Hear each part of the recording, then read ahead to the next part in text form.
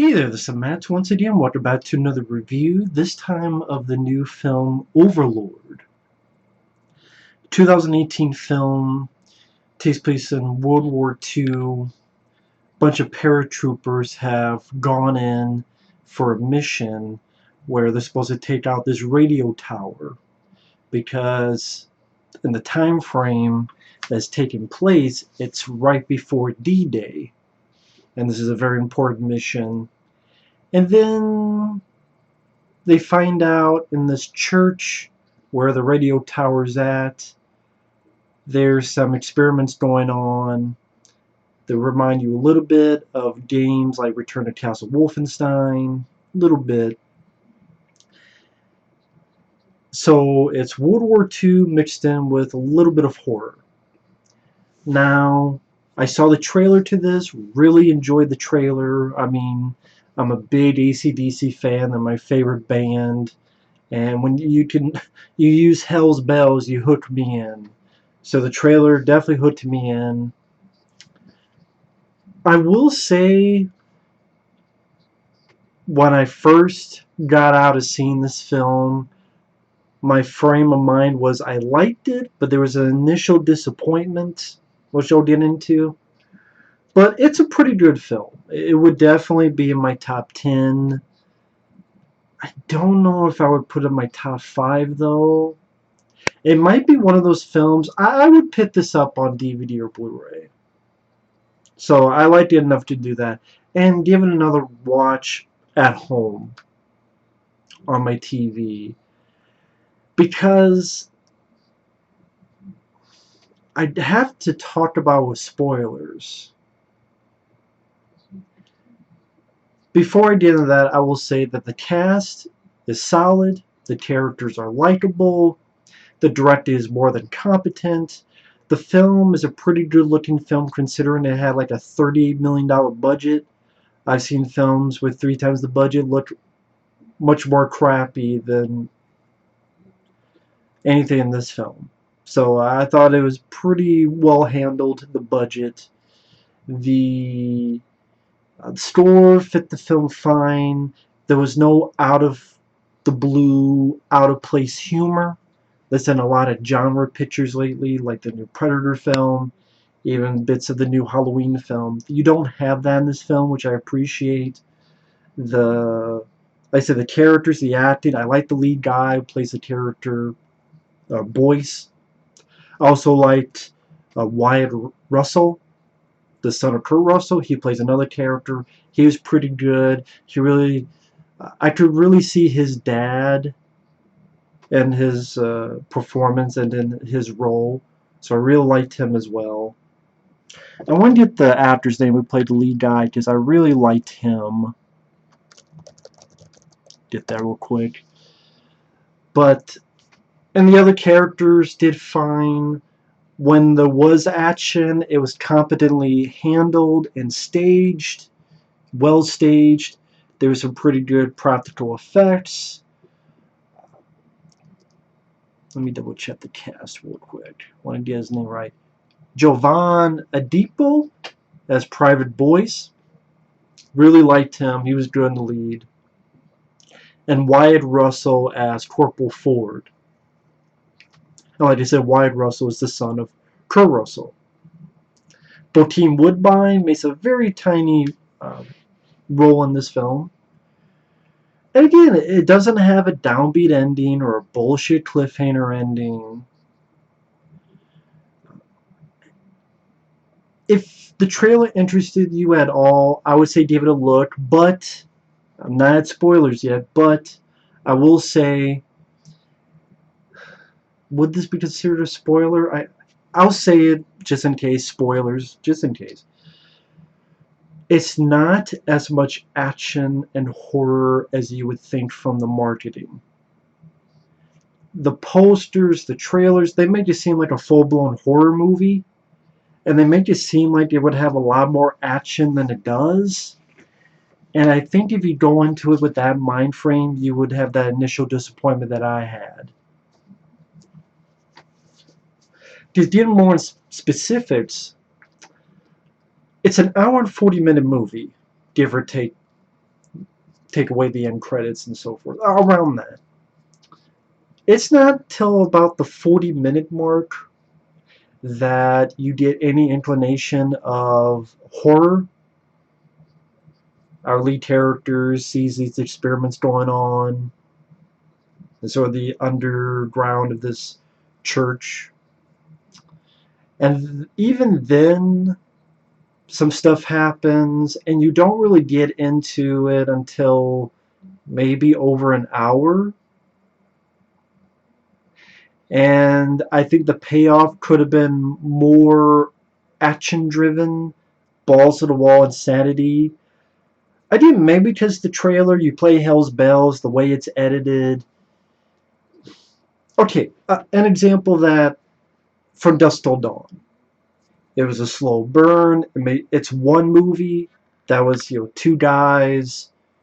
They're robbers. At least they have in the past. One of them is a freak played by Tarantino. They kidnap these people, including Harvey Keitel and his family. You think it's one movie, then it turns to a horror movie. Of course, you know that if you saw the trailer, so it's not a surprise. But even then, like From Dusk Till Dawn, it felt like they got to the horror sooner than this movie. And that one did have insane balls to the wall set pieces. Where you get to the finale and Harvey Keitel with the shotgun and George Clooney has a big giant fucking drill. Kill more! And I wish it had some action set pieces of that nature. It does have some decent ones I'll get to, but it needed a bit more of its finale. That's the thing, if you do a build up, that's fine, but you gotta have an awesome payoff. I think it has a good payoff, but it could have done more. More zombie action, more horror. I would call this a World War II movie first with a little bit of horror. But if you watch the advertising, it would seem horror action first and then a little bit of World War II. But it's not the case. It's mostly a World War II film with a little bit of horror action, little bit. And again, I think a second viewing, going into that more, I'll like the film a bit more. But overall, I'd say it's a pretty good flick. Getting more into details, even more into spoilers. The setup at the beginning where character Private Boys, which this has been done in other movies, but I like when they do it. He's a character that people say, oh, you would never kill anyone. Because there's a story where he couldn't even kill this mouse that was in their barracks. And so, oh, you're not a real soldier. But of course, this character does prove himself more than capable. And yeah, that's a cliche, but I like that cliche. I like that story point when they do that in movies. And they're on a plane on this mission. Bokeem Woodbine is the guy giving orders and gearing them up to parachute down. The set piece, which you see in the trailer where they parachute down, I thought that was well staged, well handled. People get shot to shit in the airplane. You see the camera focus on the main character as he's parachuting down and there's explosions everywhere. That was a pretty cool scene. He meets up with Wyatt Russell, who he's a pretty badass character. He has a good persona. I'll repeat myself, but he definitely has a bit of his father in him, and I mean that in a good way. I like this guy. I would like to see him do more. And a friend of mine reminded me he was actually in this film I reviewed that I liked called Cold in July, and he was pretty good in that. So curious to see what he does next. But they meet him, then Boyce and him meet up with a few others. And then they meet up with this woman who brings them in, and she has a younger brother. And it's trying to be a build-up, a little bit of the horror of war. You see the Nazis shoot innocent people.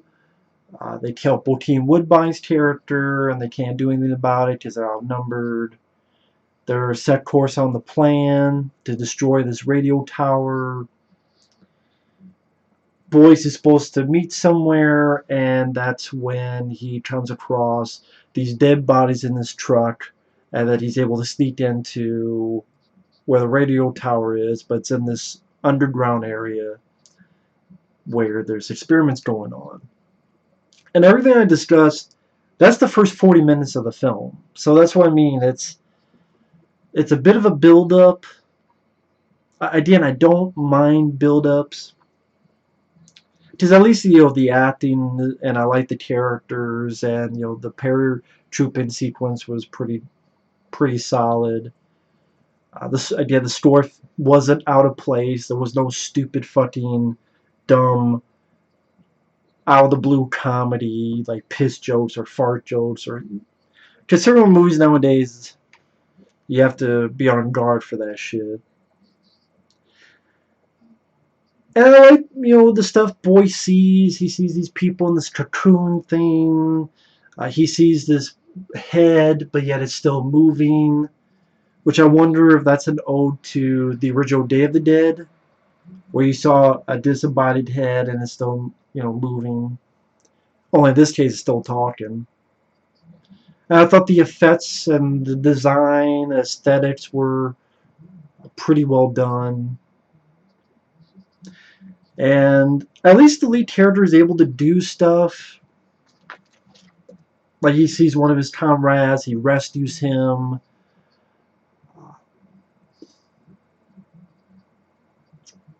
Also, at one point before that, the other guys had captured this German officer.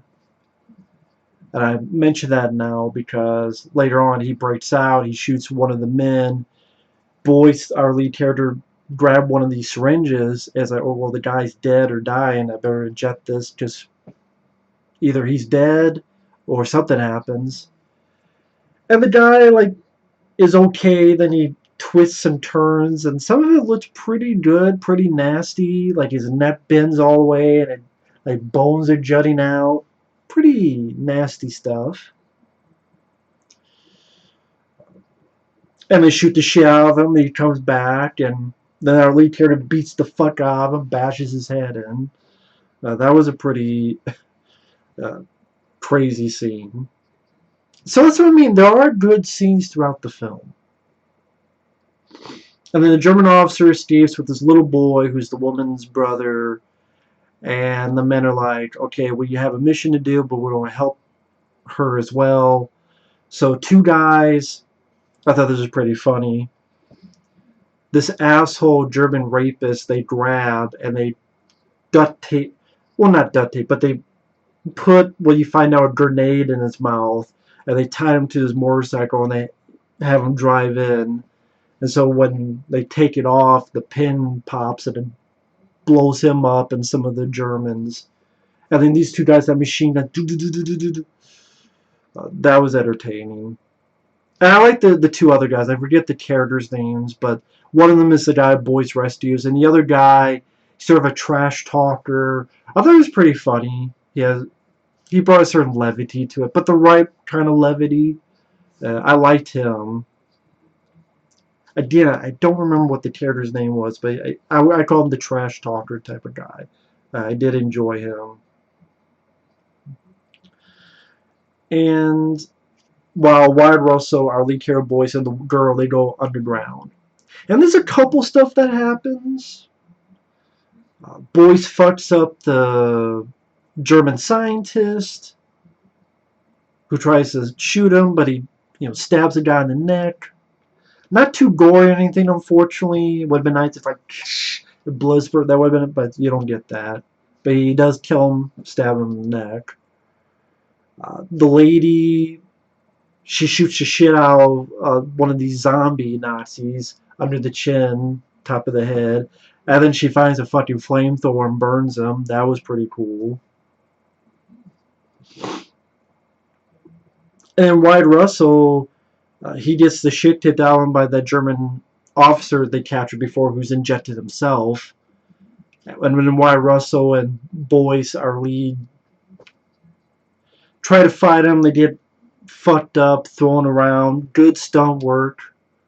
Get competently handled sequences. There's no fast cut, fast editing. There's no sloppy editing. There's no super fast cuts that make it, what's going on? What the fuck? It's not that type of thing, which I appreciate. And Wyatt Russell injects himself and beats the fuck out of the German officer a little bit, and then rolls his can, which Boyce shoots and blows the bad guy across a far fair distance. And Wyatt Russell, good self-sacrifice, goes out like a man, makes Boyce leave because he knows he's infected now. And he did that to save Boyce, so again, he did the right thing. And in this cool moment, he gets this sort of, not grenade, but this thing where he lights up and there's all these uh, zombie creations, blows himself up, kills them all. And that's what I mean. Like, you have these other zombie creatures, right? Why couldn't we have Wyatt Russell, Boyce, and even the girl have a scene where they're shooting the shit out of these guys and fighting them, and they can kill some of them they can't, some of them they can. And when you fight all these things, they need at least one or two set pieces, where it's the three of them just going to town on these zombies. I guess some of them they can kill. Because Boyce did bash one's head in earlier in the film, and then the lady burned one with the flamethrower. Have them kills, like, we need like one or two big action set pieces for the finale of that nature. Like you saw From Dusk Till Dawn, when they're like, kill them all, and they're just killing all the vampires and fucking them up. It needed that. I think that's one of the aspects that's missing. That sort of, yeah, moment. But unfortunately didn't do that, which I thought was a big missed opportunity. People say budget restraint, but From Dusk Till Dawn did it. And that had a lower budget than this movie, so I'm sorry, I can't say it's because of budget. Dead Alive. You know how insane Dead Alive... I reviewed Dead Alive. How insane that finale is. Peter Jackson's film, also known as Brain Dead.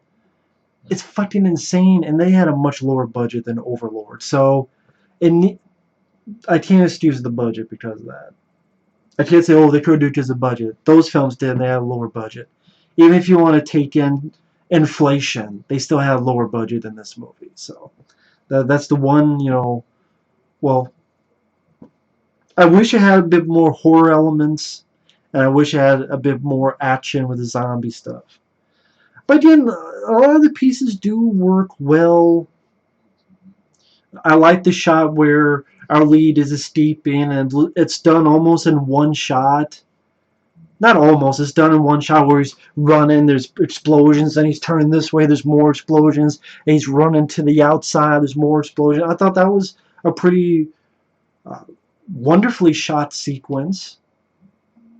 And it ends to the point. There's no cliffhangers, no downbeat bullshit, no sequel bait ending, which is cool. So overall, because of the cast, the characters, I like the concept. Well directed. When the action is there and blood is there, pretty cool to see. There's not a lot of big flaws to the film. It's just, again, I think the marketing, the trailer was a little bit misleading. And I'll repeat myself, but I'm say it again. If you go into this expecting some, even if it's a build-up, by the end, if you're expecting a balls-out bonanza of zombie action, you're going to be disappointed. There's a little bit of it and it should have been a lot more. Should have been a lot more. And again, the marketing makes it seem like it's a horror film with a little bit of World War II, but really it's a World War II film with a little bit of horror. So again, a bit of misleading in the marketing. So with that said, I do think that if you go into this in the right mind, and if you lower your expectations, not expect From Dusk Till Dawn or Dog Soldiers, which I think are much better than this movie. Like Dog Soldiers had a build up too, but that went full tilt boogie, to use the documentary From Dusk Till Dawn. From Dusk Till Dawn did go to full tilt boogie by the end. Dog Soldiers did go to full tilt boogie at the end. This film needed to go full tilt boogie. It went half tilt, and that's why I don't know if it would be in my top 5, but it would be in my top 10. I think if it did go full tilt insanity, it would easily be in my top 5, maybe even my top 3. But as for now, like I said, it's a pretty good flick. So anyway, thanks for watching. Take care, and we'll see you guys later. Bye-bye.